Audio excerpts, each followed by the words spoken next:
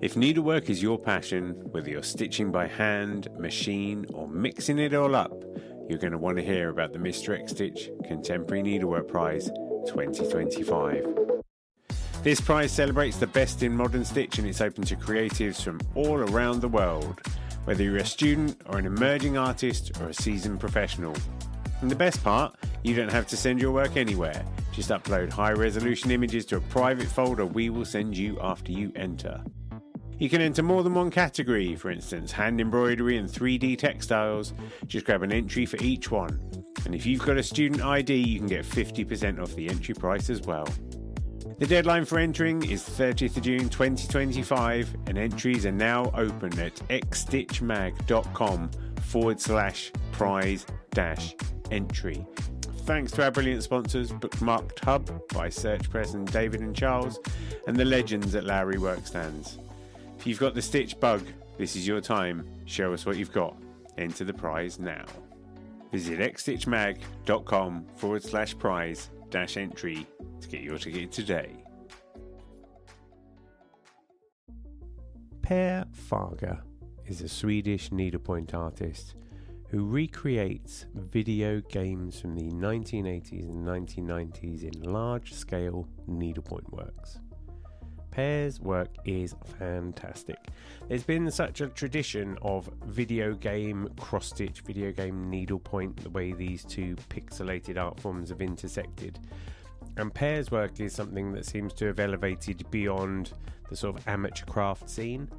At the moment, he has an exhibition called SoftPixels II, which is running until the 7th of April. We talk about that. There's a link in the show notes to that particular show. But it was great to talk to Per because he sat inside this gallery where all his work was displayed, and we talked about how his passion for pixel art began as a child and how the evolution and the way that he has become a needlepoint artist has been something that seems to have just been reinforced by destiny, quite frankly. Per's a very engaging artist. He's a self-confessed nerd, and yet his passion for the tradition of video games and for the tradition of needlepoint is incredibly strong. I will be back next week with a second part of his interview, but I'm sure you'll enjoy talking to him. And if you do enjoy the show, it would be fantastic if you're able to share it with somebody else who likes this kind of thing. So for now, here's Per Fhager, and I'll see you next time. Enjoy the show. So here you are then, sitting in a gallery of your work. SoftPixels runs from the 3rd of February to the 7th of April 2024. Yes. Tell me about the show.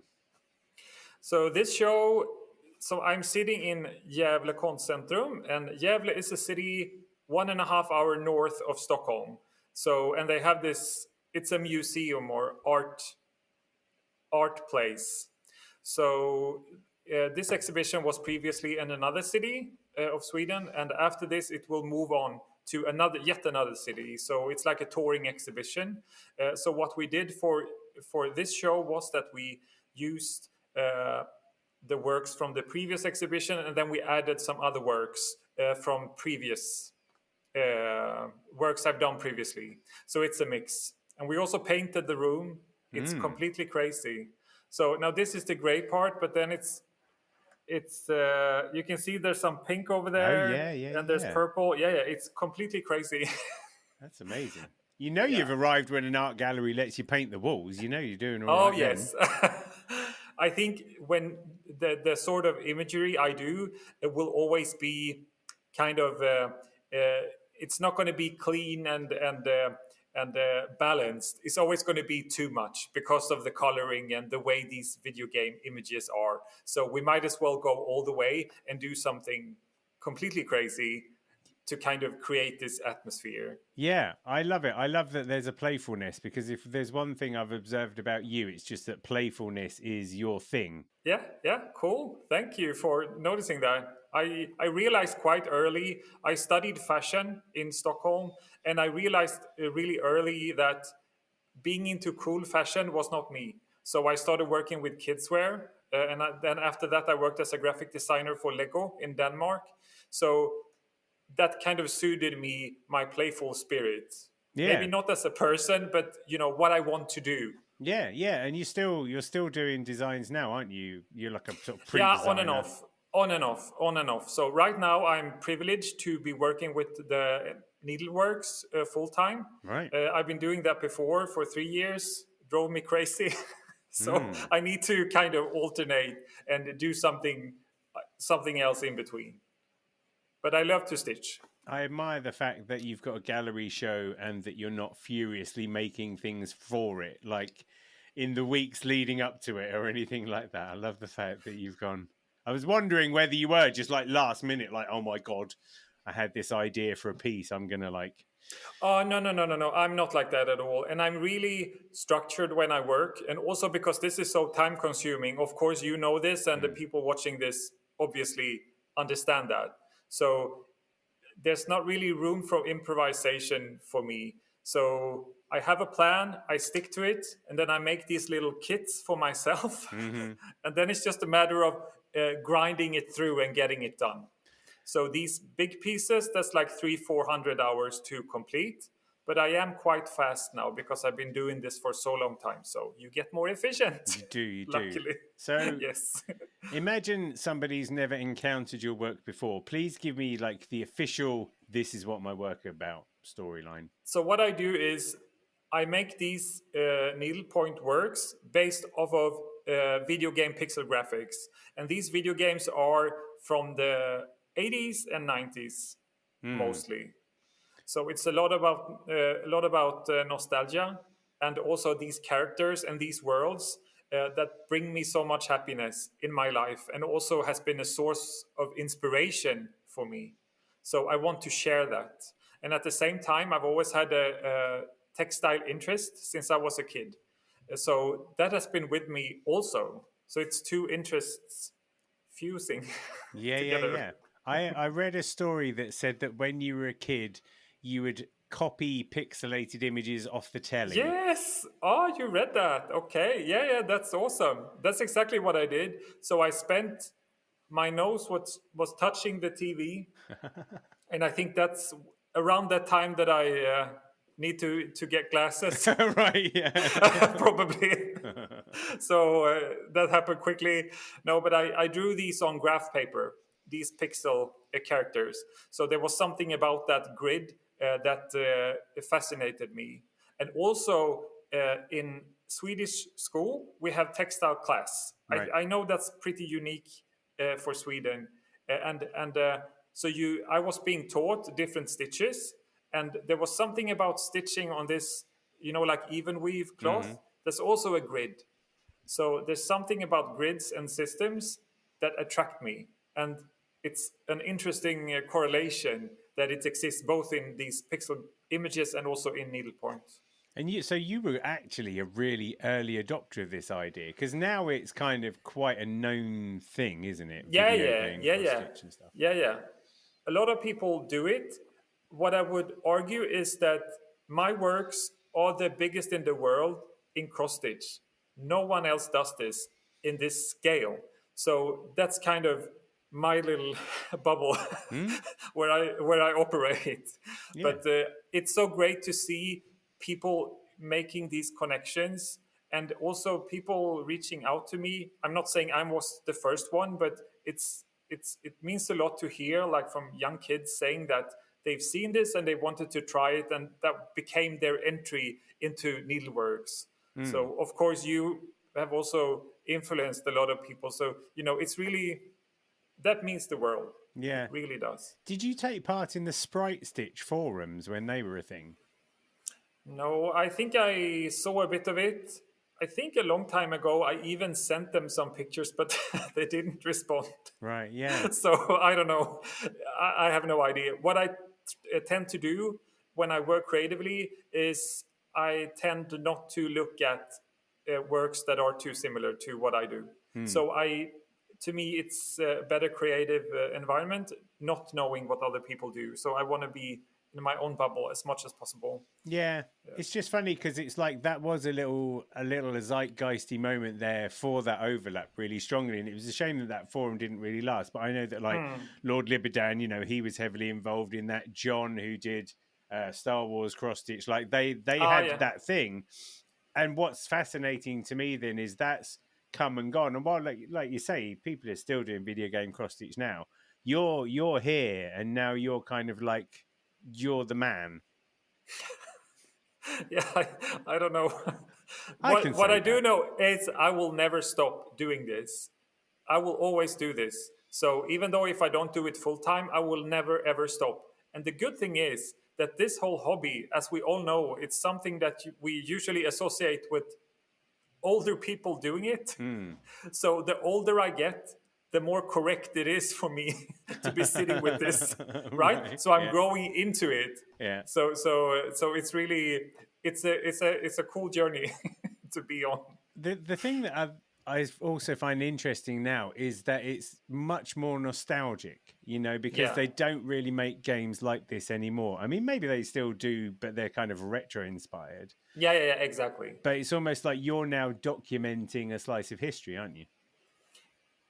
In some way, yes. But the thing is that video gaming, just like movies and music, is just so much. So I work with my games, and that's one little part of it. But then there's like an infinite amount of other games that doesn't mean that much to me. So that's why I don't do those games. But they mean a lot to other people. So in that sense, it's possible to do this and do this many works with completely different games because there's so much reference. So I operate in my bubble, and it tends to be the cute characters. That's what I like, and also color, of course. So yeah, but that's the thing, isn't it? Is you're now curating your part of the video game sphere because you're just choosing the stories and the moments that have meaning to you. Yes, exactly. So that's really the foundation. So people sometimes ask me, do you want to do like a commission work? And I've tried it one time and I just wanted to try it. But that was a game I didn't know about and it didn't do anything for me. So I just became like a stitching machine. That was not very, it was fine. But I don't know. I'm privileged to be able to choose my own motifs. So of course, that's what I'm going to continue to do as long as possible. But if I'm, if I'm outright poor and have nothing left, then maybe I can stitch for money. Maybe that's something for you as well. When it all goes south, we're going to stitch for money. We'll just be a couple of old duffers sat on a bench in like Brussels or something. You want a piece of work? So that's my backup plan in life, I guess. Well, so you did your first piece in 2008. This is what you've said. So how did you come to get to that point? What was it? Did you do like small pieces just for your own personal, or did you go, just going to go big straight away? I wanted to go big straight away. And this was when I was studying. So I studied, as I said, fashion on Beckmans College of Design in Stockholm. It's like St. Martin's, but in Sweden in a way. So that was really cool, amazing experience. But when you study, it kind of takes up your whole life. So you do it around the clock. So I wanted to do something for myself in that period of time. And then I had this idea that I wanted to do cross-stitch work from a video game. And I wanted to do something big. So that's what I know I wanted to do. And then I started this project. It was a background from a video game. So I removed all the characters and it was just like a horizon with clouds. So it's basically like a natural scenery. If you don't know it, you don't know it's a game. But that's what I wanted to do. So I started that, and then that took 2 years because I went on and off, and I didn't know why I was doing it. But I knew I wanted to complete it, right? So as soon as that was finished, there was other games I wanted to do, and there was other techniques I wanted to explore. So like many people, I started off with like strands of cotton, but then I wanted to move on to wool. So wool is what I work with now, almost entirely. And also both cross stitch, but also like long stitch and different techniques that you can do with that yarn. So I made a couple of works, and at that time I bought my yarn in a shop in Stockholm where I lived at the time. And I became friends with the owner because I spent a lot of time there. A lot of us do that, I think. you go there, you order yarn, and you talk about what you do. So she said, did you want to exhibit these works in my window? And I was like, no, that's embarrassing. Why would I do that? Why would I share this nerdy hobby? But I did it anyway. People encouraged me. And then after a couple of days, she said, there's someone who wants to talk to you. And that was a gallerist who passed that shop every day on the way to work. Wow. And he could see something in what I did. So that was a fluke. And I'm glad I took that tiny opportunity to show my works in that window. So that's what I always tell people. You never know what opportunities will lead to something. So to me, that was the beginning of a more than 10-year-long collaboration. And that's what led me here to be able to have a museum exhibition with my works. And I know this is so specific what I do that this is really a privilege. Yeah. Yeah, there's nothing quite like the universe going, come on, son, and you like bumping into someone who had a gallery within like 6 months of putting yourself out there. It's amazing. Like a story. It's like a fairy tale. It is. The thing I love, so I'm going to butcher this, Seiken Densetsu 3. Yeah, that's the first one. 2009. Yes. The thing I love about it, as you said, is you didn't put the characters in it. So you just kind of did this landscape that could have kind of been anywhere. And in a way, I think that's kind of genius. Yeah. It's something else. Yeah. Why did you choose to take the characters out? I don't know. That was just the first idea. And I wanted to do the background. I don't know. I have no idea why I did that. The backgrounds in that game are gorgeous, of course. The game came out pretty late in the life cycle, so they could really optimize and do a lot with the hardware. So the game looks absolutely gorgeous. So I guess I wanted to do the background, but I don't have a good explanation. It's just, I don't know. And I've done that on another series that we showed in New York on the art fair, Volta Art Fair. And then I did more backgrounds from games. But the challenge then was to make people understand what this is. So I kind of realized that I did this backwards. So I should have started with these really, you see it's a game. Yeah. So it's easy to understand. And then I can remove objects and do the backgrounds. So no, but I think that's the smarts. Yeah, like the Mega Man one you did, which is just basically a collection of brown clouds with a sort of horizons in the middle. Yes. And it's you like that one, yeah? Cool.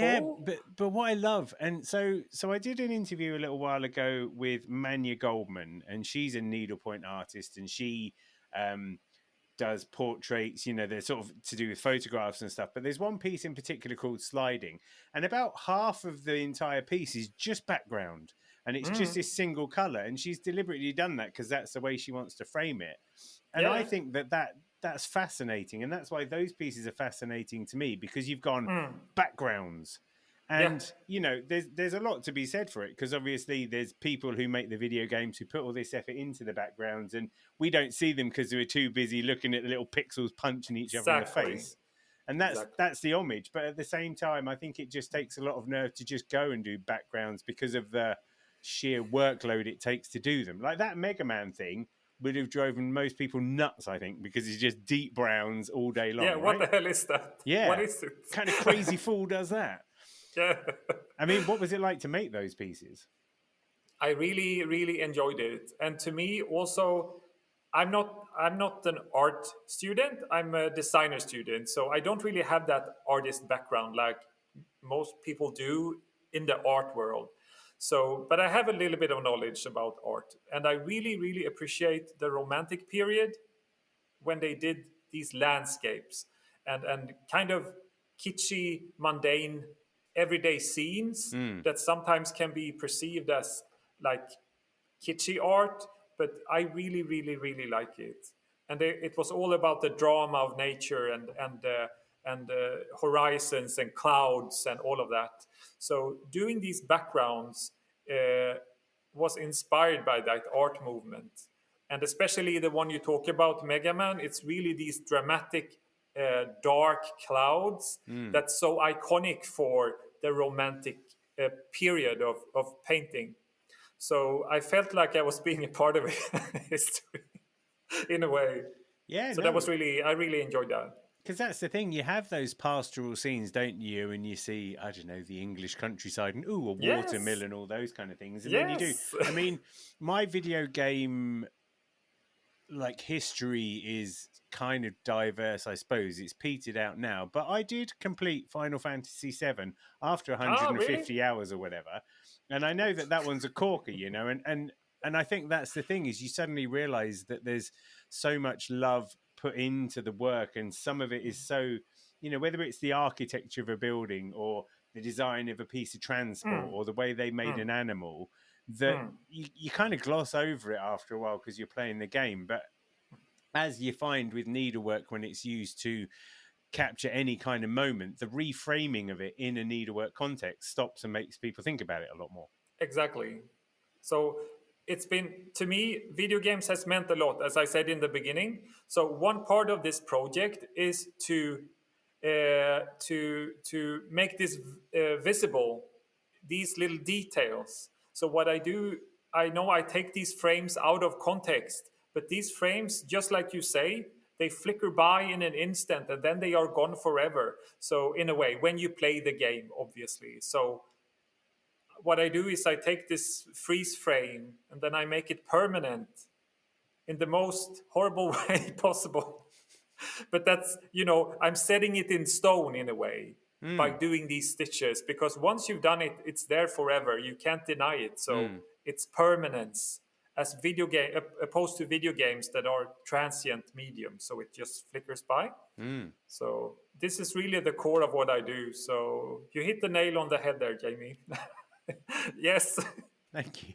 They're also, in the same way as the Bayeux tapestry and some of these tapestries serve as historical reminders, you know, we live in a world that's so dependent on electricity. If we break it and there's no more electricity, there's no more video games. But thankfully, we'd still have your needle points to remind us of what the thing looked like, you know? Yes, It's a very exactly. depressing view, but So at the same time, it's the cave paintings of video yeah, games. yeah, there you Yes. go.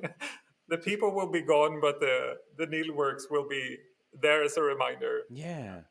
So I want to when I played video games as a kid, and still it's, even though it's widespread today, it's still a bit of a niche interest in a way, because either you know it or you have no relation to it whatsoever. It's not like, oh, I play once in a while. Either you know it or you don't. Mm, That's my experience of it. So I want to kind of flip that around and show how much this has meant to me. That this has a lot of meaning, a lot of depth, and this is also a culture that I'm representing by doing this.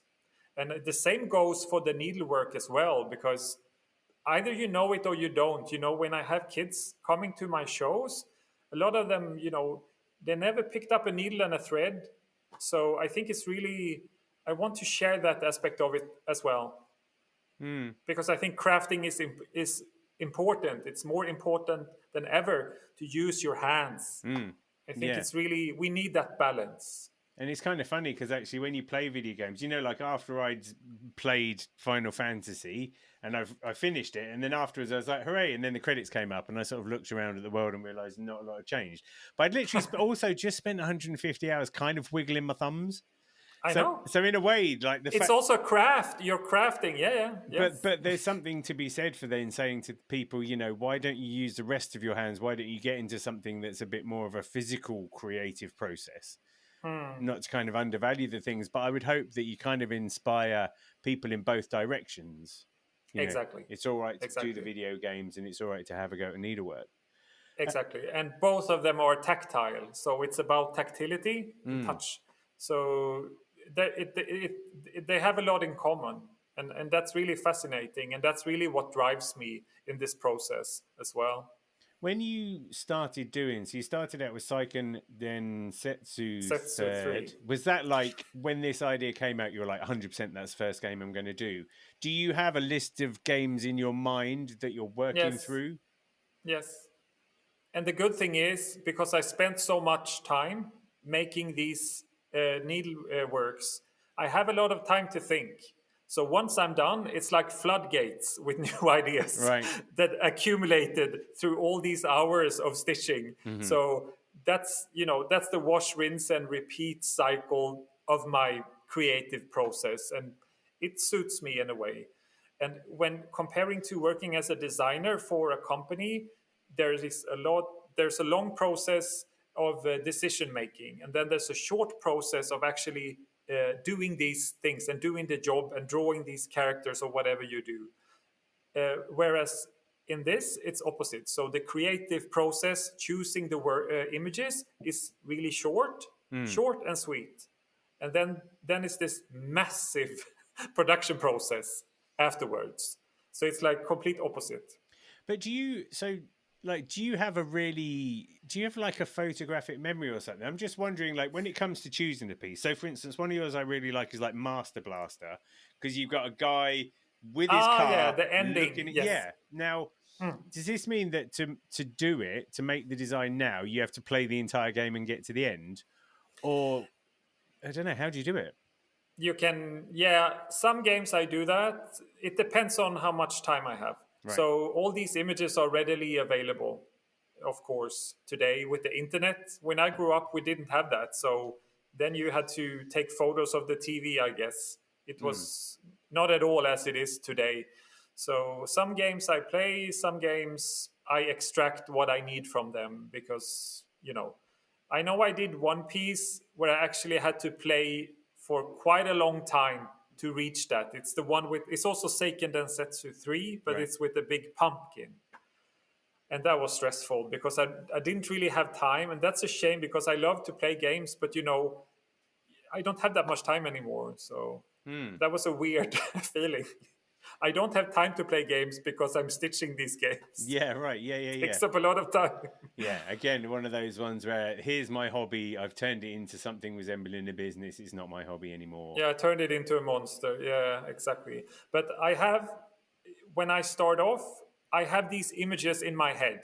So everything kind of stems from nostalgia, of course. Yeah. And sometimes, nostalgia can be deceitful. So sometimes these old games that I haven't played for a while, they are as I remember them, but sometimes it's completely opposite. And I was like, what was this? How did I remember it like that? So then I have to rethink the process. And it's a fun thing because I know there's a game now, like a retro game. I think it was Shovel Knight or something.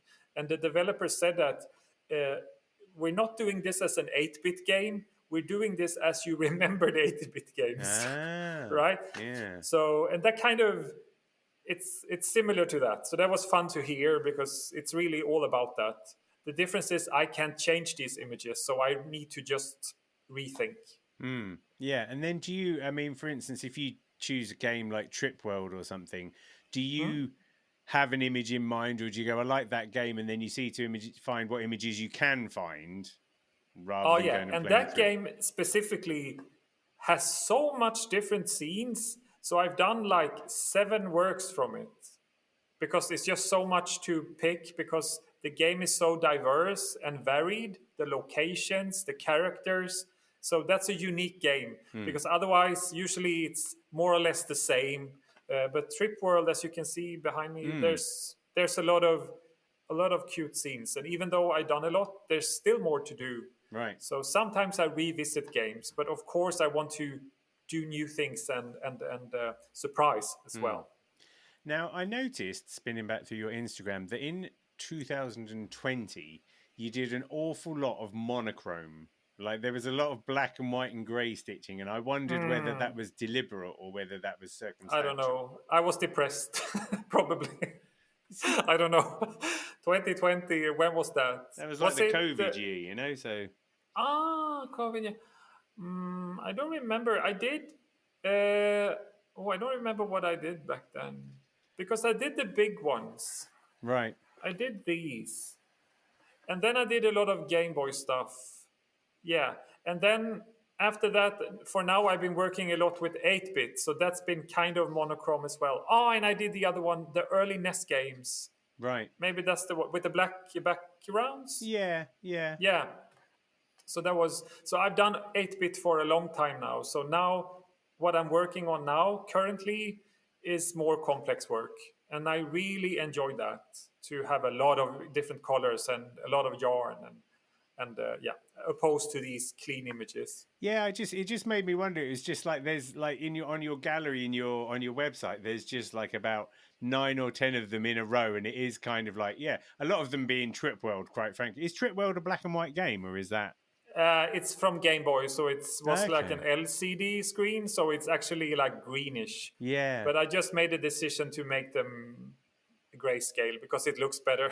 Yeah. I Yeah. just thought you were sort of like, and I mean, and that's the thing. Do you have several pieces on the go at once? Are you able to like switch it out if you get a bit bored of doing a certain color or something? Yeah, usually. So usually I have a studio, of course, to work in, because these big works I can't really do it at home. But usually I work in the studio and I work from home. So I alternate between two works at the same time, and that really takes the load off one single project. So to me, that has been a benefit. And also, as you say, when I grow tired of one, I just switch to the other. So. But the good thing now, because I've been doing this for so many years, I know that I will finish it. In the beginning, I was shaking. What have I started? Yeah. Will this ever end? But now I know I will get through it, and I can get through anything. So the only limitations are in my mind, because I know I'm able to finish it, and I will go through this process. You come across to me as somebody who is very measured, someone who knows their plan. I mean, are you able to go, I know I can do roughly this many stitches in a day, and that's fairly consistent, so you can project manage in that kind of way? In a way, yes. And I have to do that now, because this exhibition here, I was invited a couple of years ago to the first museum that did this. And then I had a year to work. And I knew I wanted to do all new works. So I didn't want to borrow in old works. I wanted to do something new and cohesive as well. So that's where I laid out the plan and try to figure out how much can I manage in a year. So I made like 24 pieces, I think, in a year. And that was full time. So it's 8 hours a day, minimum stitching for a year. Big old stitches as well.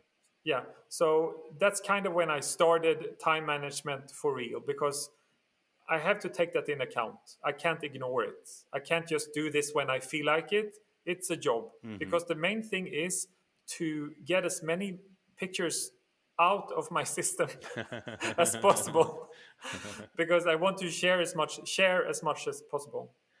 When I did a talk with the Royal School of Needlework a few years back, and you've got these first year degree students, and I was trying to impress upon them the importance of like stretching and how, Yeah. and I just wondered, like, so for someone who spends 8 hours a day stitching, what are your pro tips to avoid, like, I don't know, crippling yourself or going insane? To me, I want to sit comfortably. So what I do, I have this, a scroll frame. So it's 2 round bars, and then I roll it up. And then I sit on a sofa with my knees up, and then I have this like on my knees. And I stitch like this, one hand above and one hand underneath. And many people ask me, is your body broken? Is your hands crippled? But I had more issues with my body when I was working in an office by the computer all day. Right. Than I have now. So, but you should sit comfortably. You should not, strain yourself. And also, to me, sometimes I've done works where you hold it in the hand and go like this. Then I had cramps. So I can't do that, because when the works are this vast, it's just too much time to kind of grab the fabric like this. Have you ever? And in regards to stretching, you mean just mounting it? No. I mean, like, literally, like, just getting up and like straightening your back out. out. Stretch your body. I thought you meant stretching the works, because that's also an issue. Yeah. And here, when I see some works, there's immense powers in this material, because the canvas is not designed to kind of uphold these dimensions. So there's a lot of weird forces. And even though I have these really thick wooden frames underneath, like a stretcher frame, it's still skewing because the fabric, it wants to skew because the stitches are all diagonal. So it's the forces of nature. Do you do anything like sort of steaming it or any of those kind of techniques to loosen Yeah, things up a bit? I damp it with water. So the big ones, I kind of make up as I go along how I stretch them. But now I made like a huge wooden frame that I drilled holes, and then I put small like wooden pegs, so I can put that in the canvas holes and stretch it, and then I dampen it a lot. But that's really, I try new techniques every time. Smaller works are super easy, but the big ones, that's really, I never know how it's going to end up. Yeah, I don't know how much of a community of people there are that do needlepoints that are roughly 5 foot wide. Don't know how many other people there are to query, are there? It's insane. You've seen it sometimes when you leave the fabric as a background, but I never do that. So I always cover the whole thing, and I've never seen anyone do that in this scale. So I just have to make it up as I go along. But that's a fun process, of course. Thanks for joining me on another Needle Exchange. I hope you enjoyed the show. I'd love to hear from you, so feel free to email hello@needle.exchange, that's NEEDL.exchange, with any thoughts, comments or feedback. And if you want to keep up with all the news, sign up to the Needle Exchange mailing list at bit.ly/needleexchange. See you next time.